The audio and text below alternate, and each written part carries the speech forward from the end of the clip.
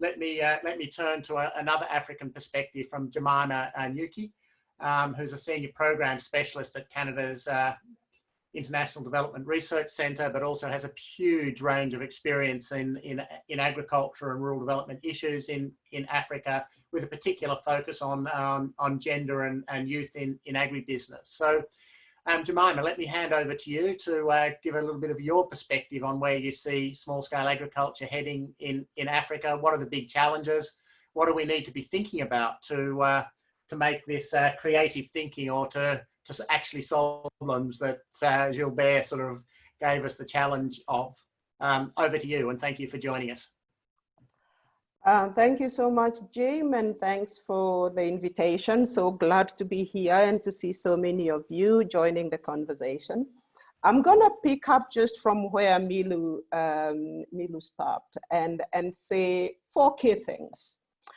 The first one is, who are smallholder farmers? Because we've had a tendency of generalizing and thinking this is a group of homogeneous people that are facing similar constraints, and for who the path to growth or the path to food systems transformation is going to be similar. And I think we need to nuance that a bit if any proposals, including some of the global challenges that the IFAD president has put on the table, are to be addressed. So the first thing, smallholder farmers are not equal, and I think Milu has said this when he talked about land sizes and which categories, what proportion of smallholder farmers are holding how much of land. And I think of them in 3 groups. We have smallholder farmers that are commercial. They have access to resources, they have linkages to markets, and all that those kinds of farmers really need are conducive policies that enable them to thrive. The second category is smallholder farmers who we know have potential, but they are struggling with issues of productivity. They're struggling with issues, as Milu said, of depending on rain-fed agriculture, on small plots of land, but where we still see huge potential to commercialize and to enable those, that group of farmers to actually make a living out of agriculture, and not just a basic living, but actually earn a living wage from agriculture. And a lot of the interventions there need to be around how do you increase access to technologies? How do you organize marketing in ways that work for these farmers? And then we have a category, a 3rd category of farmers that farm as a way of living, very small land sizes, they plant, they harvest, they eat, no surpluses. And where the interventions or policy approach there should be around social protection.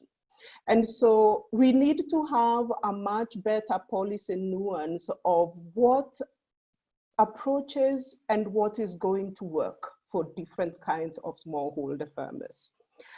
The second thing I want to say is around, and Milu mentioned this as well, that the demographic of African farmers is changing. I am still hearing in a lot of reports, a lot of conversations, that the average age of the African farmer is 60. And I think this is a challenge with our data and how we collect data, that more young people are going into agriculture. But the support systems for the young people in agriculture still aren't working. You will hear a lot being said about making agriculture sexy. Let's make agriculture cool so that youth can join. I've never had a conversation about making accountancy sexy, and yet we still have young people who are accountants. So what's the bigger challenge we have in terms of young people in agriculture. It is how we make agriculture make money and how we nuance the policies and support that we give to young people, but also how we start collecting better data about who our farmers are. Because in a country, the moment you know who your farmers are, what they have, what the challenges are, which category they fit in, then you can tailor support to them in better ways. The third thing I want to talk about is a lot of the perverse incentives that I see in the agriculture sector. I live in Kenya, and every time we have a food shortage, we talk about,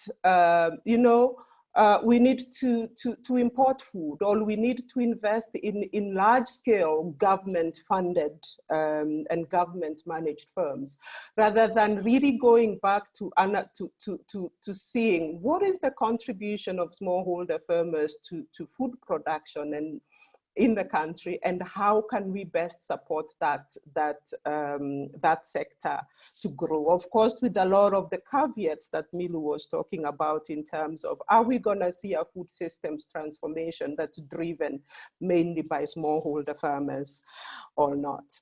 The fourth and last thing I wanna say on this is where we put, and this is related to the perverse incentives as well. We place a huge focus on improvements in yield, and yet we have a lot of food that is going to waste through post-harvest losses, and we do not see enough investments there.